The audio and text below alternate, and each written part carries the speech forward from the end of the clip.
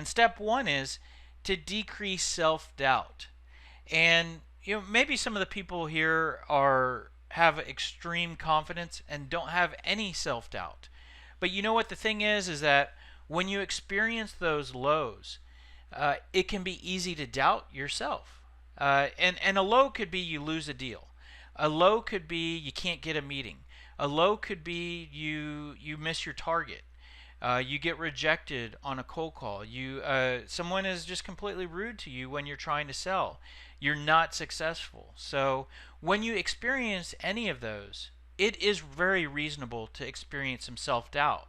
You start to think, wow, can I do this?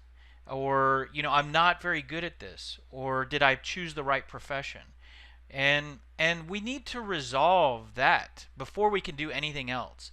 And we're going to talk about, of course, some other stuff that you build on top of this, but this is going to be a very important thing to start with.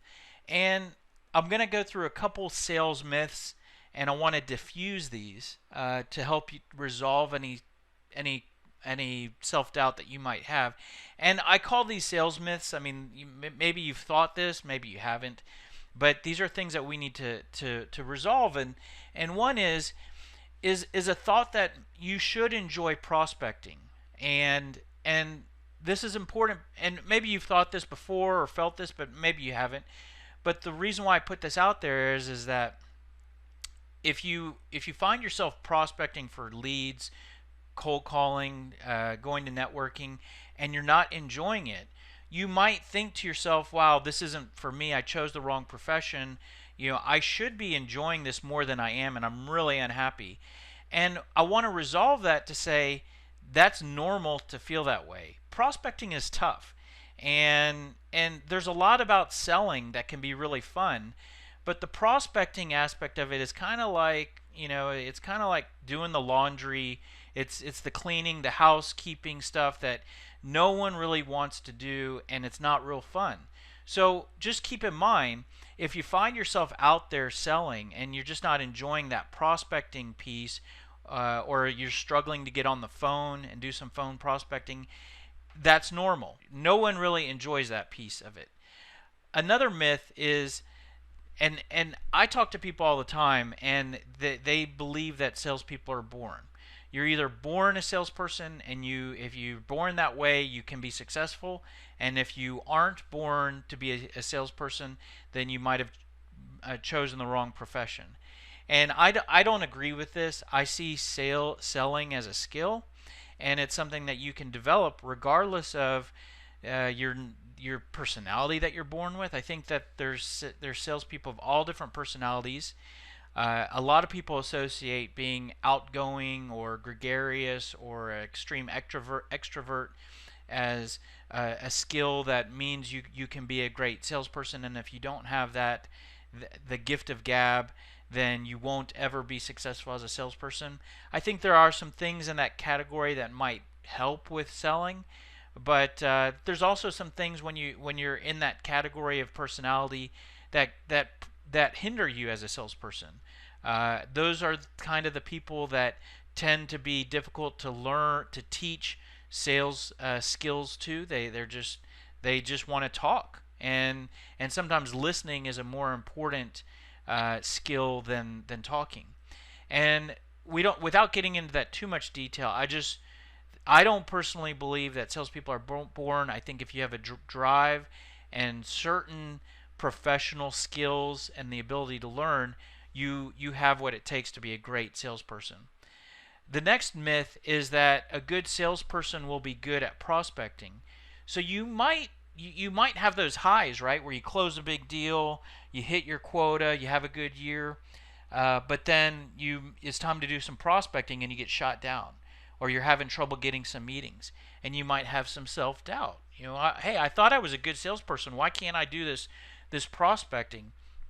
And the thing is that you can be an awesome salesperson and completely stink at prospecting.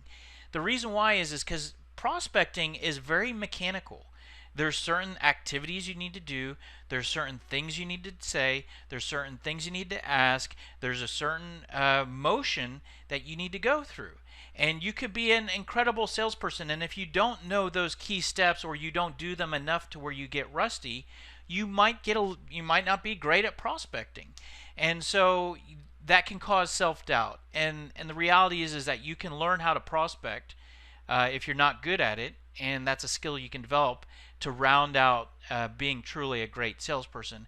I hire a lot of people that have no experience, and they're not great salespeople because they have no experience, and they become awesome prospectors because they use a certain methodology. So it goes both ways. A great salesperson could be a bad prospector, and a person awesome at prospecting might not be a great salesperson. So just if you're ever struggling to generate leads and you're in a role where you're not hitting your targets because of not prospecting effectively, that doesn't mean that you can't be an awesome salesperson.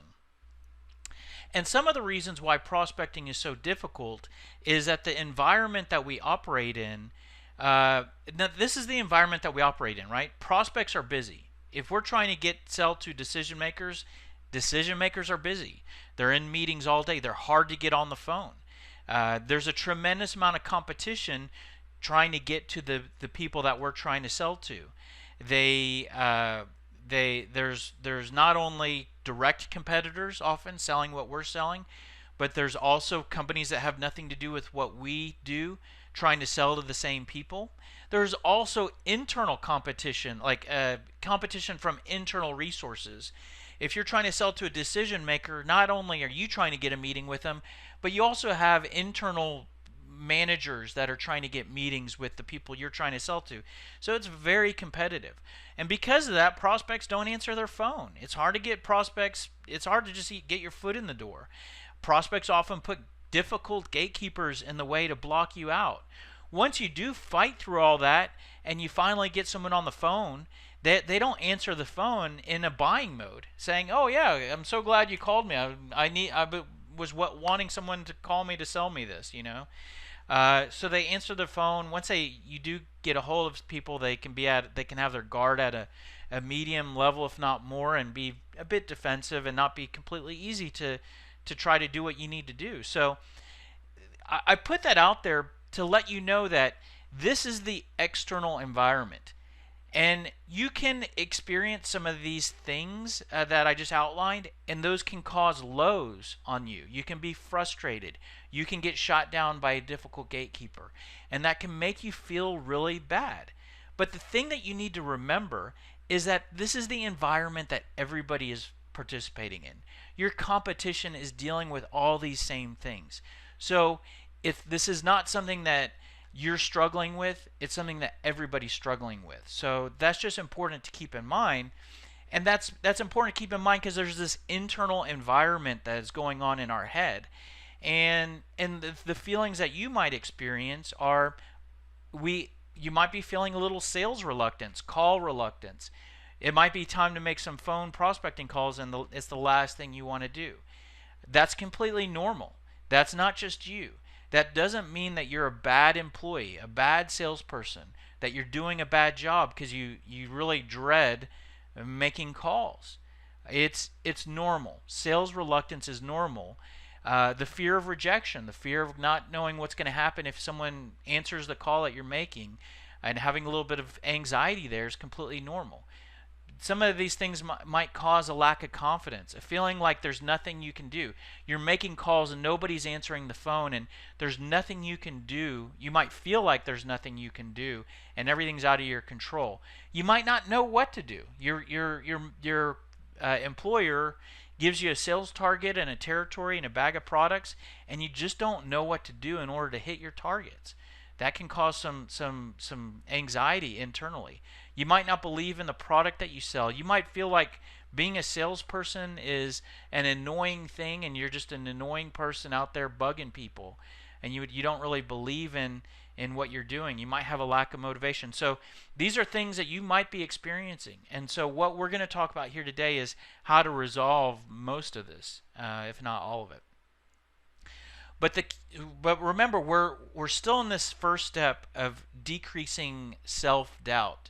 That feeling like you can't do this, you're not the right person, or you're not going to be successful. And this is the first step we need to take, which is just realizing that you have what it takes. I mean, if you're on this webinar, if you got hired by the company you work for, I'm almost 100% confident you have what it takes to be successful. There are some cases where someone might not have what it takes. Like, let's look at an extreme. Let's say someone is a complete introvert and they can't look someone in the eye when they talk to them, and they get sick to their stomach when they have to have a conversation with a stranger.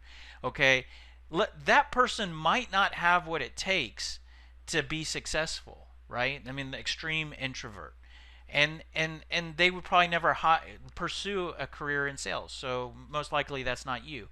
But if you're a little introverted, if you have some anxiety, if you have some frustration, don't worry about it. You have what it takes to be the perfect fit in the job that you're trying to do. You just have to do the right stuff and do enough of it and have the right head on your shoulders. And that's what we're talking about here today is having the right head and the right mentality.